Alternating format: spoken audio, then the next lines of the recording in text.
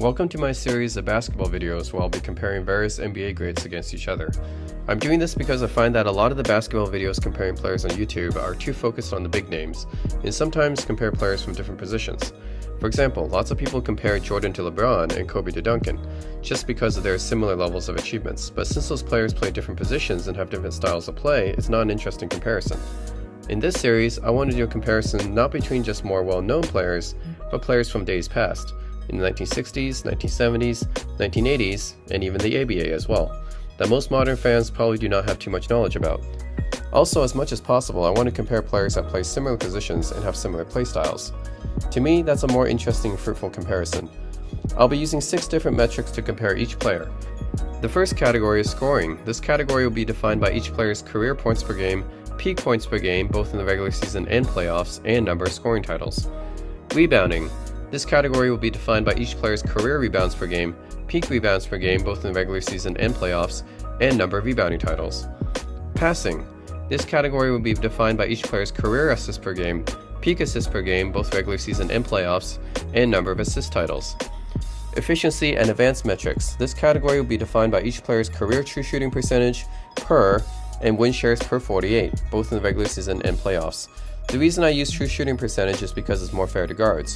Field goal percentage tends to be biased to big men because of their height and play style closer to the basket. I also put in win shares per 48 here because it encompasses efficiency along with other attributes to give you an idea of how many wins a player contributes to his team. Defense. This category will be defined by each player's all defensive selections, defensive win shares, and defensive player of the year awards. The reason I'm not using blocks and steals in this comparison is because I want to compare the achievements of older players that modern fans might not have too much knowledge about, and players in the 1960s and early 1970s do not have steals and blocks tracked. Awards. This category will be defined by All-Star appearances, All-NBA selections, MVPs, Finals MVPs, and championships as the first, second, or third best player. The reason I have to only count championships as a top 3 player on the team is because otherwise you get into the situation where, for example, Robert Horry has 7 rings and Karl Malone has 0. And it's not representative of how much better a player is if they weren't a top 3 player on their team contributor to a championship. I know including all-star selections is a little bit controversial because it's fan voted, but ultimately this is what the Hall of Fame uses in their criteria to induct a player, as unfair as it sounds. Also, I'll be including ABA stats and awards and using them as equivalent to their respective NBA stats and awards.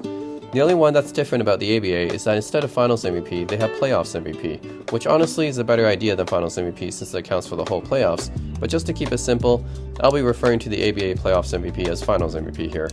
Also, no All-NBA third team selections are counted, because All-NBA third teams weren't added until the late 80s, which is unfair to older players. Also, I'm not using any career total stats because that's a longevity thing. For example, no one would say that Karl Malone was a better scorer than Michael Jordan, even though he has more total points. And of course, this is only going to be my opinion from comparing the available metrics, since I have not watched most of these players live, or even been born when some of these players have been playing. And to keep it fair, I'm judging them based on how they did in their own era. No time travel or what if this NBA player played in today's era or the 1960s, none of that. I'll be strictly basing their stats and accomplishments within their own era against that era's competition, which makes the most sense to me.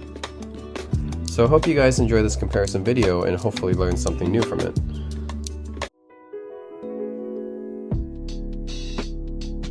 The 18th episode in the series looks at 2 all-time underrated small forwards who played for the Milwaukee Bucks. Marques Johnson is known as the star who carried the Bucks in the late 70s and early 1980s as their leading offensive player, and had a short but very impressive prime, sharing leadership duties of the team with his co-star Sidney Moncrief. Bobby Dandridge is best known as a great two-way player and a top 3 player on 2 very impressive teams, the early 1970s Kareem Oscar Bucks and the late 1970s unsold Hayes Bullets. Which player had the greater career? Let's find out. In the scoring category, it's fairly close, as both players can easily average over 20 points per game in their primes. Marques averaged 20.1 points per game for his career, peaking at 25.6 points per game in 1979, and 21.5 points per game in the playoffs, peaking at 24.7 points per game in 1981.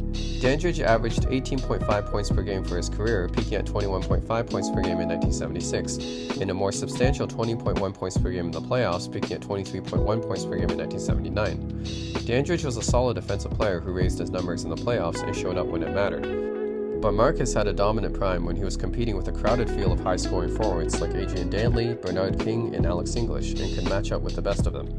Marques is regarded as the alpha scorer on his team in his prime, whereas Dandridge was often the secondary scorer on his team, following Kareem Abdul-Jabbar on the Bucks and Alvin Hayes on the Bullets. So this category will go to Marques Johnson. In the rebounding category, it's pretty close. Marques averaged 7 rebounds a game for his career, peaking at a center light 10.6 rebounds per game in 1978, and 7.9 rebounds per game in the playoffs, peaking at a crazy 12.4 rebounds per game in 1978.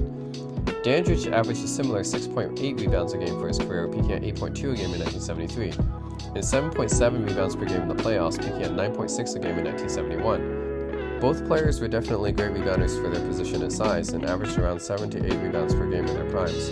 Marques had the higher peak, but their averages end up being pretty similar, so I'll have to call this category a tie.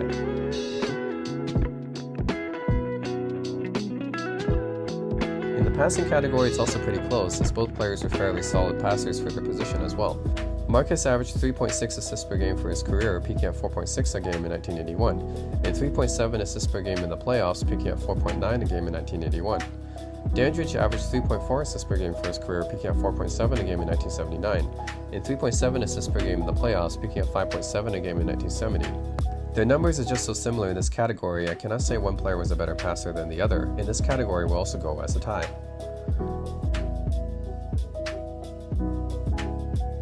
In the efficiency and advanced metrics category, Marques was clearly the more efficient player here, edging out Dandridge in shooting percentage, PER, and win shares per 48. Both players were solidly efficient scorers, but Marques was a bit harder to stop on the offensive end, so this category will easily go to Marques Johnson.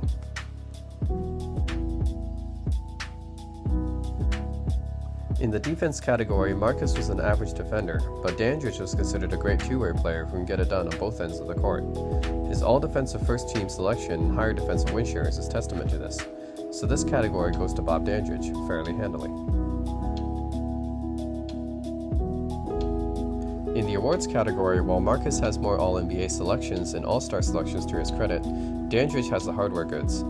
Marques unfortunately played on a Bucks team that was good but never great enough to beat the loaded 76ers and Celtics teams he had to go up against.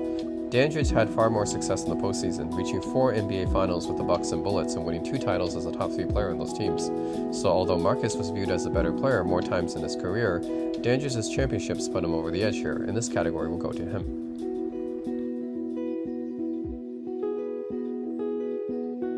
So when all the categories are summed up, Marques Johnson takes the scoring and efficiency categories, while Bob Dandridge takes the defense and awards categories, with the others being a tie.